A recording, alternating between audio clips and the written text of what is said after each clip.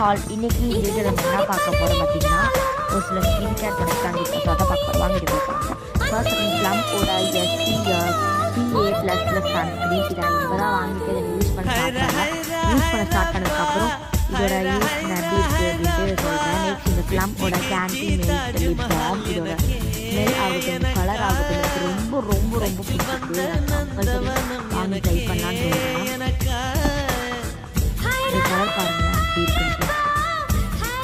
சரியான ஸ்மெல் ரொம்ப நல்லாயிருக்கு.